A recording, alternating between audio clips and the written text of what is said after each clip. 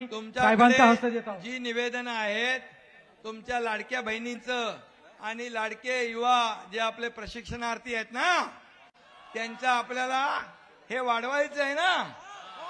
हा मला लक्षात आहे ते आणि नक्की आपलं सरकार तुमचंच आहे, लाडक्या बहिणी लाडक्या भावांचं आहे। त्यामुळे तुम्हाला मी सांगतो या बाबतीमध्ये सरकार सकारात्मक आहे। तुमच्या सुरू झालेल्या योजना बंद होऊ देणार नाही, बंद होणार नाही।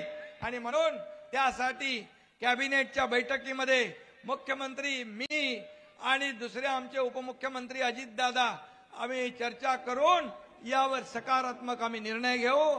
धन्यवाद, चिंता करू नका।